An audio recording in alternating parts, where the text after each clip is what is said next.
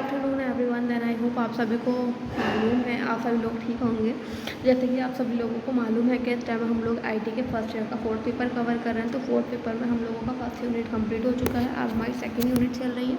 तो second unit में हमारा चल रहा है 2.5 में हम बात कर रहे हैं लेटर चाइल्डहुड। यहाँ पर डेवलपमेंट की बात चल रही है। जो हमारा 2 यूनिट है वो पूरा डिपेंड करता है एज के हिसाब से कि प्रेगनेंसी के टाइम से लेके लेटर चाइल्डहुड, है ना, कि बच्चों का डेवलपमेंट एज के हिसाब से किस प्रकार से और किस किस क्षेत्रों में होता है। तो आज का हम टॉपिक में डिस्कस करेंगे लेटर चाइल्डहुड। लेटर चाइल्डहुड की जो एज होती है, अभी हमने पढ़ा था इससे पहले वाली वीडियो में अर्ली चाइल्डहुड, उसकी एज थी आपकी 3 to 6 ईयर। अब हम बात करें अगर लेटर चाइल्डहुड की, तो लेटर चाइल्डहुड की एज है आपका 7 to 14 ईयर्स। तो ऐतिहासिक रूप से मध्य बचपन को मानव विकास में एक महत्वपूर्ण चरण नहीं माना जाता है। जब हम एज ए हिस्ट्री की बात करेंगे, जब वो डेवलपमेंट की हिस्ट्री के बारे में बात करें, जो बच्चों का ये 7 to 14 ईयर्स वाला एज होता है, उसमें जो विकास होता है उसको ज़्यादातर महत्वपूर्ण नहीं माना जाता, क्योंकि बच्चों को जो सबसे ज़्यादा तेज़ी से विकास होता है और ज़्यादा ऑल ओवर होता है वो 5 साल तक की एज का ही होता है। तो सिगमंड फ्रॉइड के मनोविश्लेषणात्मक सिद्धांत ने जीवन की इस अवधि को विलंबित अवस्था का नाम दिया। एक ऐसा समय जब यौन और आक्रामक आग्रहों को दबा दिया जाता है। फ्रॉइड ने सुझाव दिया कि इस अवधि के दौरान व्यक्तित्व विकास में कोई महत्वपूर्ण योगदान नहीं दिया गया। हालांकि हाल के सिद्धांतकारों ने संज्ञानात्मक, जैसे कि यहाँ बात कर रखी है कि जो सिगमंड फ्रॉइड थे, साइकोलॉजिस्ट हैं, उनका एक वो था मनोविश्लेषणात्मक सिद्धांत दिया था उन्होंने। उनके हिसाब से जीवन की जो ये अवधि चल रही है, इसमें विलंबित अवस्था का बच्चा इसमें खो जाता है। इसमें जो बच्चे की मतलब कि इस एज में बच्चा आ जाता है 14 ईयर्स की जब एज होती है, कि बच्चों के अंदर से क्या है, उसके लिंग से संबंधित चेंजेस आने लगते हैं, यौन से संबंधित चेंजेस आने लगते हैं, जिस कारण वो बच्चा क्या होगा, उसकी पर्सनैलिटी को दबा देता है, उस चीज़ को उभार नहीं पाता वो। आगे देखें क्या लिखा हुआ है। व्यक्तित्व, पर्सनैलिटी, प्रेरणा, मोटिवेशन और अंतर व्यक्तिगत संबंधों के विकास के लिए मध्य बचपन के महत्व को फिर से स्वीकार किया गया है। अन्य जो स्पेशलिस्ट हैं, साइकोलॉजिस्ट हैं, उनके हिसाब से जो आपकी पर्सनैलिटी है, जो आपको मोटिवेशन होती है, आपकी इनर पर्सनैलिटी है, वो जो उसके सब में रिलेशन होते हैं, उसके विकास के मध्य जो आपका ये वाला एज है लेटर चाइल्डहुड, ये बहुत महत्वपूर्ण स्वीकार किया गया है। मध्य बचपन के दौरान बचपन अपने समाज के मूल्यों को सीखते हैं। इस दौरान क्या सीखते हैं, इंसान अपने वैल्यूज़ को सीखता है। मध्य बचपन के प्रारंभिक विकास कार्य को एकीकरण कहा जाता है। व्यक्ति के भीतर और सामाजिक के भीतर व्यक्ति के विकास के संदर्भ में हो, जो भी व्यक्ति की पर्सनल भीतर अंदर चल रहा है, वो उसके समाज के भीतर चलने वाली चीज़ों से क्या करता है, उसे समझना स्टार्ट कर देता है। एक विलंबता चरण के रूप में समर्थन करते हुए मध्य बचपन के दौरान शारीरिक विकास प्रारंभिक बचपन या किशोरावस्था की तुलना में कम नाटकीय है। जो फिजिकल डेवलपमेंट होता है उसमें मतलब कि प्रारंभिक बचपन अवस्था में चेंजेस होते हैं, उसके बाद किशोर अवस्था में भी चेंजेस होते हैं, बट जो लेटर वाला होता है इसमें कम चेंजेस देखने को मिलते हैं।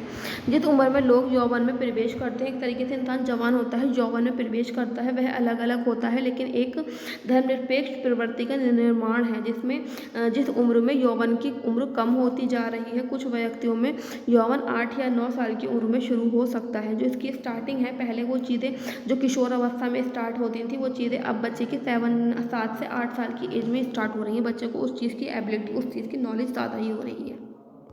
आगे देखें क्या लिखा हुआ है। इसमें लिखा हुआ है किशोर अवस्था 11 से लेकर 20, इस अवधि को यौवन द्वारा चिन्हित किया गया है, कि मतलब बच्चे की यंग हो जाता है बच्चा इस एज में। तो जो तेज़ी से शारीरिक और हार्मोनल परिवर्तन का शुरुआत होता है, इसमें क्या होता है, बच्चों के फिजिकल चेंजेस आते हैं, उसके अंदर हार्मोन्स में चेंजेस आते हैं, जो उसके अंदर अमूर्त सोच होती है उसका हो जाता है, उसकी परिपक्वता का संकेत देता है। अजनबी सहकर्मी संबंध, स्वयं की भावना और माता पिता के नियंत्रण से क्या होता है, संबंध के अंदर चेंजेस आने लगते हैं। उसके फिजिकल स्ट्रक्चर में इस अवधि के दौरान वृद्धि का एक उल्लेखनीय त्वरण होता है, जिसे किशोरावस्था में वृद्धि के रूप में भी देखा जा सकता है। किशोरावस्था में उछाल एक निरंतर घटना है और सभी बच्चों में होता है। हालांकि एक बच्चे के से दूसरे बच्चों में तीव्रता और अवधि में भिन्न होता है। हर बच्चे के अंदर फिजिकली चेंजेस होते हैं, बट हर किसी के अंदर इंडिविजुअल डिफरेंस होता है। तो किसी के अंदर वो तीव्र गति से होता है, किसी के अंदर वो अपनी अन्य गति के हिसाब से होता है। लड़कों में ये होता है, औसत उम्र में लड़कियों में उछाल की तुलना में लगभग 2 साल पहले होता है। लड़कों की तुलना में लड़कियों में पहले मैच्योरिटी आ जाती है। पहले चेंजेस आने शुरू हो जाते हैं बॉडी में लगभग 2 साल पहले। प्रारंभिक और माध्यमिक मौन विशेषताओं में अंतर किशोरावस्था की अवधि को चिन्हित करता है। प्रजनन अंगों में, शरीर के आकार में और आकार में, मांसपेशियों, वसा और हड्डियों की अपेक्षा अनुपात में और विभिन्न प्रकार के शारीरिक कार्यों में भी परिवर्तन आपको इस एज में देखने को मिलेंगे। अब बात करते हैं परिवर्तन की कि शारीरिक फिजिकल डेवलपमेंट या शारीरिक विकास किस प्रकार से होता है। तो अगर हम बात करें कामुकता और पहचान निर्माण किशोरावस्था की अवधि की 2 प्रमुख चुनौतियां हैं। इस अवधि के दौरान सबसे तेज शारीरिक विकास होता है। फिजिकल डेवलपमेंट जो है बच्चे की बॉडी के अंदर जो चेंजेस आते हैं सबसे अधिक चेंजेस आते हैं। विकास दर, उसकी यौन विशेषताएं और भार में परिवर्तन होता है। किशोर लड़के और लड़कियां अपनी लंबाई, वजन, उनकी ताकत, हड्डियां, मांसपेशियां आदि के विकास में विकसित होने लगते हैं। जो उनका एक्चुअल बड़े होने के बाद, यंग होने के बाद जो बॉडी का चेंजेस आता है, शेप आता है, वो चीज़ विकसित होने लगती है बच्चों के अंदर। लड़कियों के लिए यौवन और यौन परिपक्वता किशोर अवधि की शुरुआत का प्रतीक है। जब भी आपकी किशोरावस्था की शुरुआत होती है तो बच्चे के अंदर क्या है, कुछ फिजिकल, लड़कियों के अंदर खास तौर पर चेंजेस आने स्टार्ट हो जाते हैं, चाहे वो फिजिकली हो या फिर उसके इंटरनल चेंजेस हो, हार्मोन्स वगैरह के। तो विकास में तेजी और माध्यमिक यौन विशेषताओं का विकास किशोरावस्था की शुरुआत का संकेत देता है। जब आपको लगता है इस प्रकार से चेंजेस स्टार्ट हो गए हैं तो उसका मतलब होता है कि बच्चे की किशोरावस्था की अवधि स्टार्ट हो गई है। जब मानसिक धर्म लड़कियों के लिए यौवन का पहला संकेत है। जब लड़कियों के पीरियड्स आना स्टार्ट होते हैं तो उनका क्या होता है, मतलब कि वो चीज़ एक सिंपल होती है कि लड़की अब क्या हो गई है, जवान हो गई है। जबकि कुछ पूछे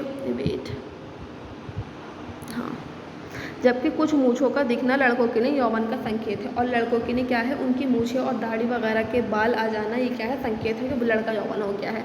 यौवन परिपक्वता की अनुमानित आयु लड़कों के लिए 12.5 वर्ष और लड़कियों के लिए 10.5 वर्ष है। यौवन हार्मोनल प्रणाली में परिवर्तन जवाब में शुरू होता है। पुरुषों में टेस्टोस्टेरोन और महिलाओं के लिए एस्ट्रोजन जैसे सेक्स हार्मोन सेक्स ग्रंथियों से संभावित होते हैं। सेक्स हार्मोन का स्राव यौवन के विकास में मदद करता है और भावनाओं से भी जुड़ा होता है। इस तरह की फीलिंग डेवलप होने लगती है एक दूसरे के प्रति। इस अवधि के दौरान लड़कों में आक्रामकता जैसी भावना पाई जाती है और लड़कियों में अवसाद चिन्हित होते हैं। वह उनकी मूर्तियों की नकल करने की कोशिश करते हैं। लड़कियां अपने आकार के बारे में जागरूक होती हैं। जो भी उनके अंदर फिजिकल चेंजेस होते हैं उस बारे में अवेयर होते हैं और चीज़ों को क्या है, सॉल्ट आउट करने की कोशिश करते हैं।